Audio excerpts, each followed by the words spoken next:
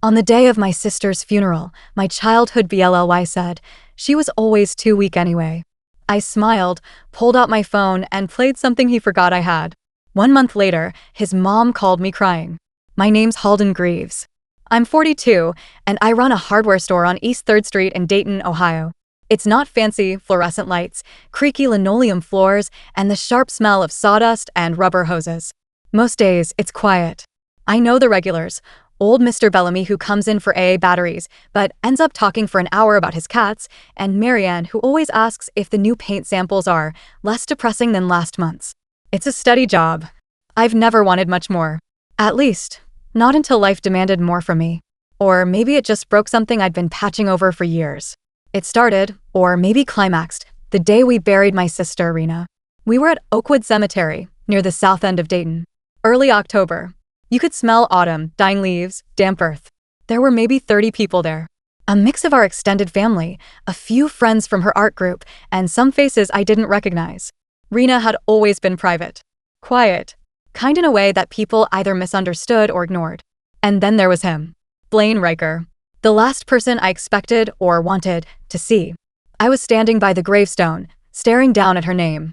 Rena Greaves. 1986 to 2024. A gentle soul in a hard world. I'd fought for that phrase. The funeral director wanted something generic. Beloved daughter and sister, or some crap like that. But gentle soul was her. That's who she was. I didn't even notice BLLY until I heard the fake solemn tone in his voice. She was always too weak anyway. That's what he said. Loud enough for me to hear. Loud enough that a few people turned and looked at him, confused. I turned my head. And there he was. BLLY. The same square jaw, same smug tilt to his mouth. He'd aged gray at the temples, lines around the eyes, but some people just wear their arrogance for life. I stared at him. He chuckled lightly, hands in his pockets. I mean, no offense.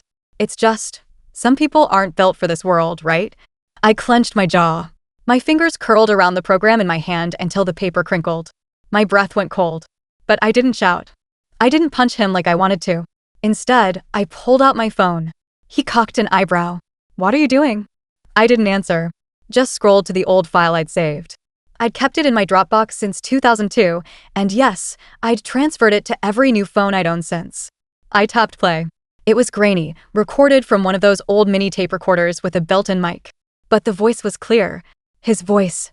If she rats me out about the library thing, I swear, I'll break her ******ing arm. I'll make it look like she fell. That was BLLY at 16. And then my voice, younger, harder.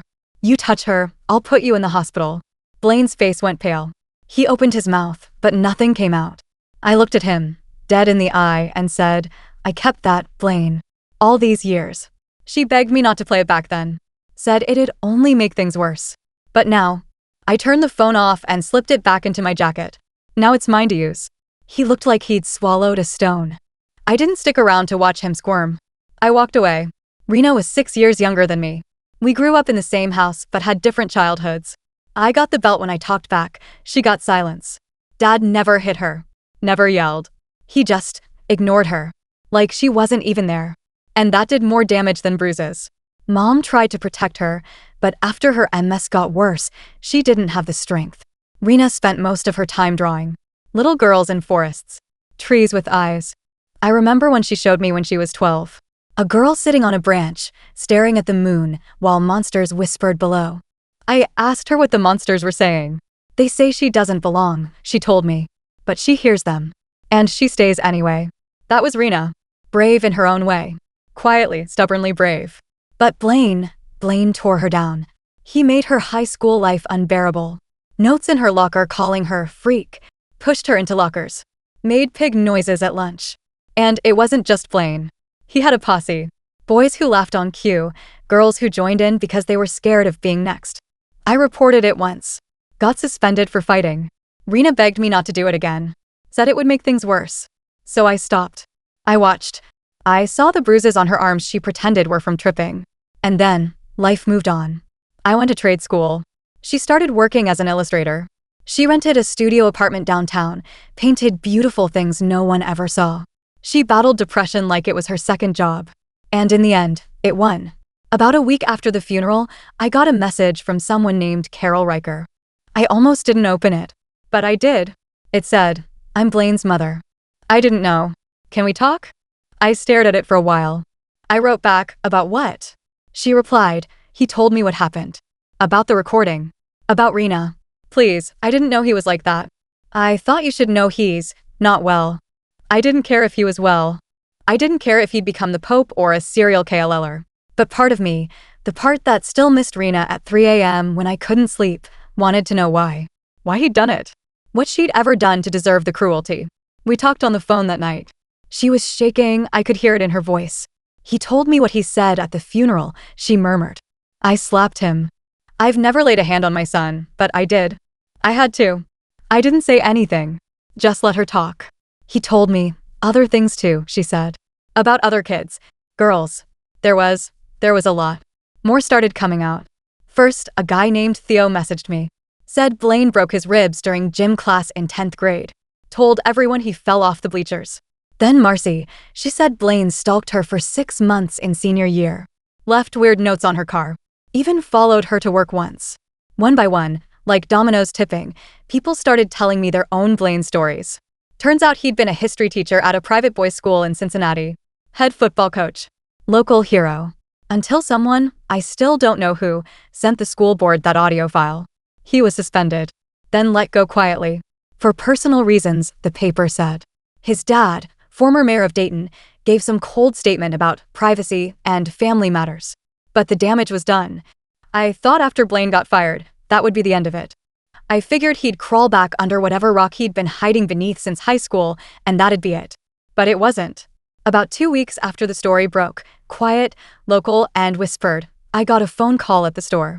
It was mid-afternoon, just after lunch. The place was dead quiet except for the hum of the ceiling fan and the occasional beep of the door chime. Greaves Hardware, I answered. There was a pause. Then a voice, soft but strained. Halden. Speaking. It's Carol again. Carol Riker. I sat down slowly on the stool behind the counter. My chest tensed. I didn't know who else to call, she said. Blaine, he's not well. He's been drinking. Saying strange things. I think he's going to hurt himself. I didn't know what to say to that. The teenage version of me, the one who wanted to smash his face into the lockers, wouldn't have cared. But the version of me sitting behind that counter, the one who buried his sister not even a month ago, felt something else. Not sympathy. Not yet. But something. Has he said anything directly? I asked. No, she whispered. Just, he keeps watching that video you posted. The one from the funeral. I didn't post anything. She went silent for a moment. There's a video going around, she finally said. Someone filmed it. You playing the recording. His reaction. Someone put it on Facebook. I hadn't known. I hadn't even noticed anyone filming, but sure enough, later that night I found it.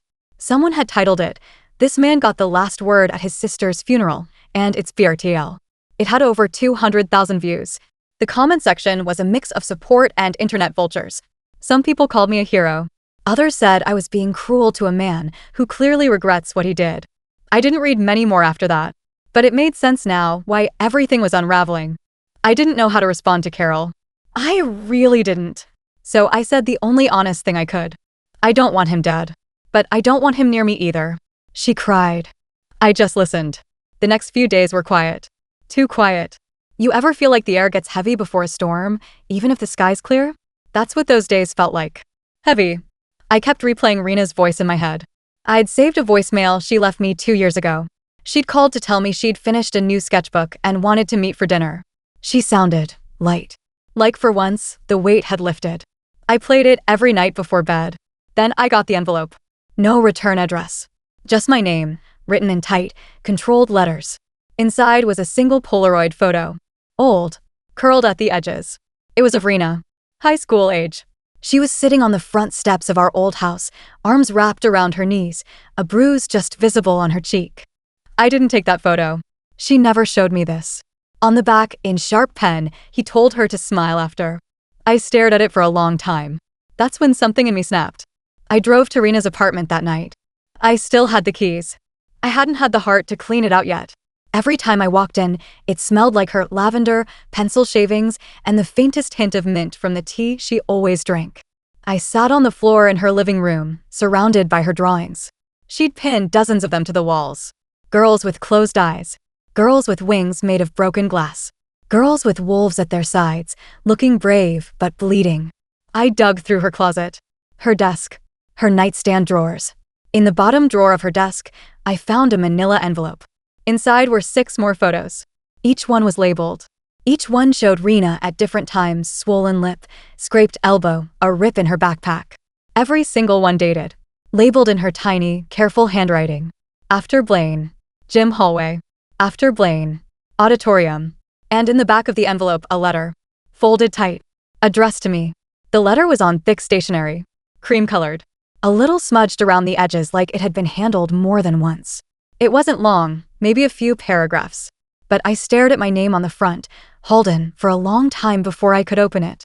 Her handwriting was familiar. Soft cursive, the way she used to sign birthday cards. Halden, if you're reading this, then I guess things got heavy again. I'm sorry. I've tried. God knows I've tried. But some things, they stay inside your skin. I don't want you to be angry forever. That's not why I kept those photos. I just wanted to have a record. Something that proved it wasn't in my head. Because people always made me feel like it was. Like maybe I was exaggerating. Or too sensitive.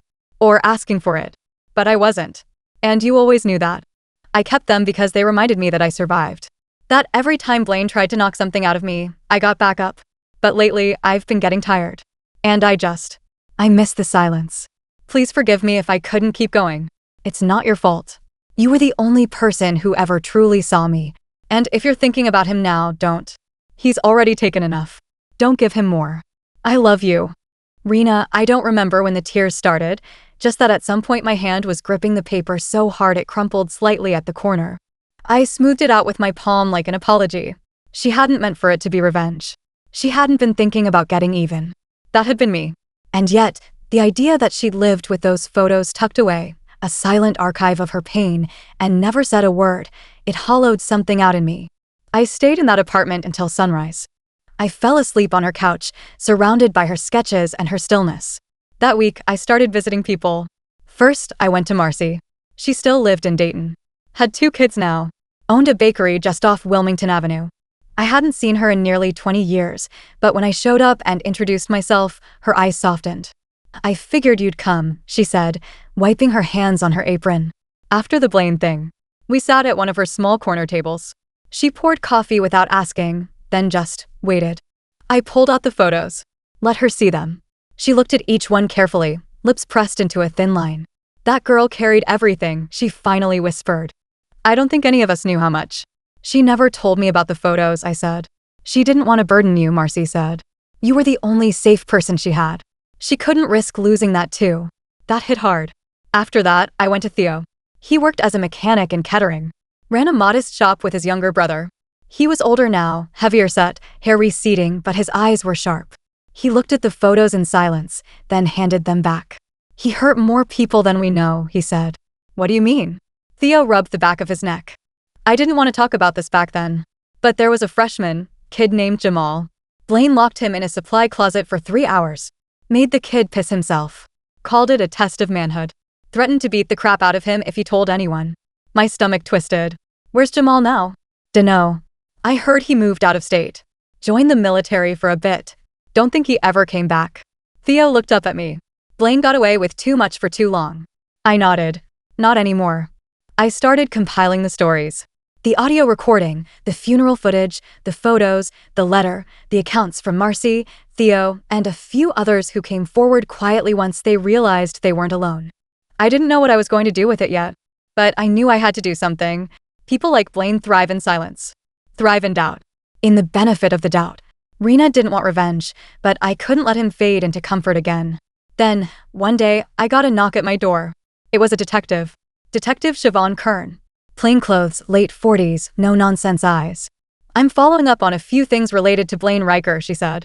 May I come in? I nodded and stepped aside. We sat in my living room. I offered her coffee. She declined. There's been a report, she said. Carol Riker filed a wellness concern. Apparently Blaine's been acting erratically. I heard, I said. She also mentioned a box of old photos. A letter. Audio evidence. She said you might have some of it. I hesitated. Why? She looked at me evenly. Because there's an open investigation now. Multiple people have come forward.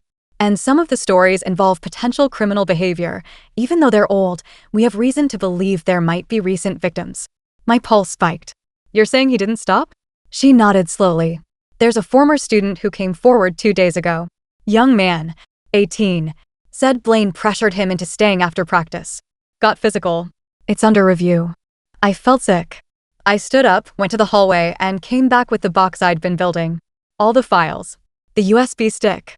The letter, I'd made a copy, kept the original tucked in my drawer. I've got more, I said. Names. Details. She took the box with both hands. I appreciate it. And Halden, thank you. I didn't feel like I'd done something noble. I just felt tired. Later that night, I drove. I drove past our old neighborhood.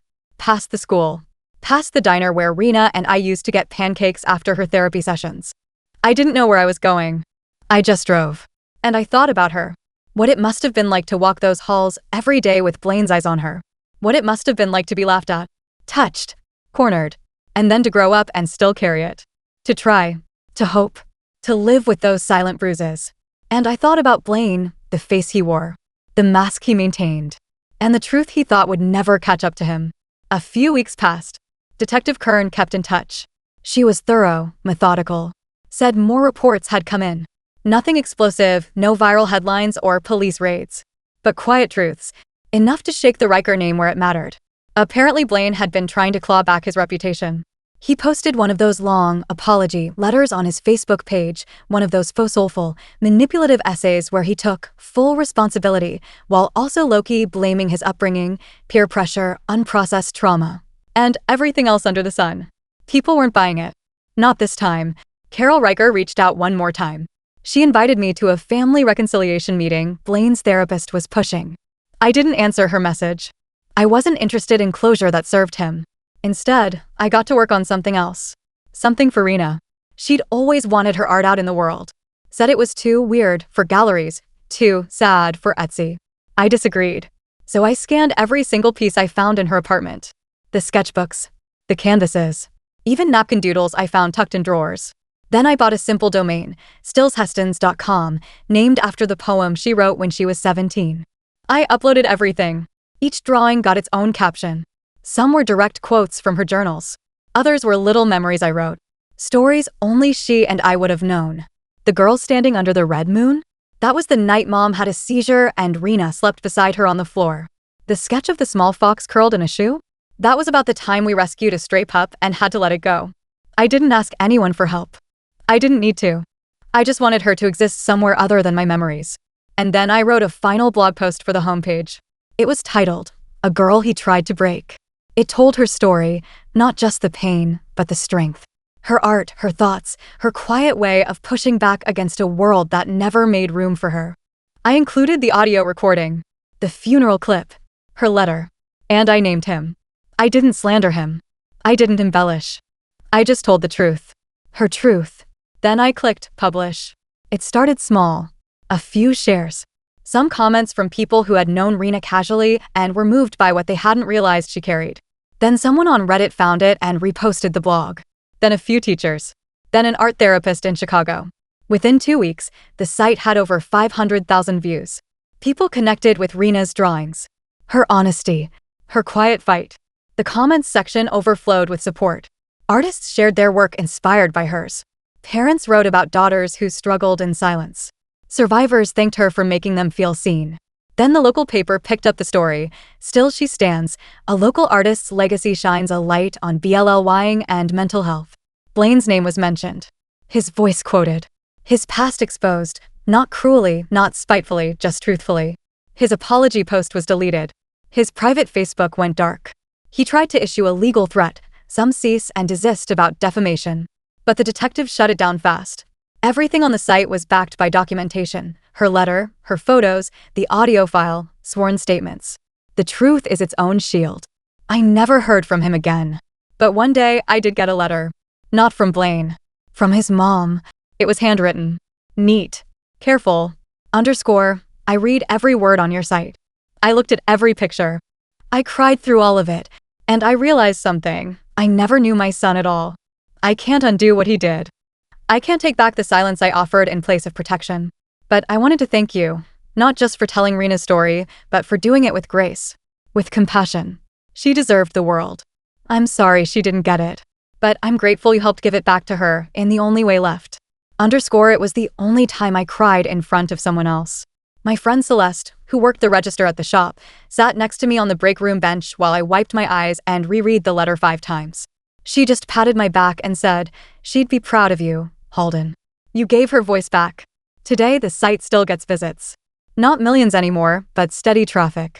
A few schools have added it to their digital citizenship curriculum. One art professor in Michigan reached out to say she now teaches from Rena's pieces during her fall semester. Her name is in galleries now. Her work displayed in a community arts center in downtown Dayton. There's a plaque beside the biggest piece, the one with the girl on the branch, watching the moon, with the monsters whispering beneath her.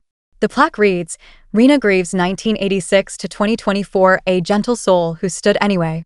I stand in front of it sometimes on quiet evenings. And I smile. Because Blaine's voice might have been louder once. But Rena's is the one that still echoes.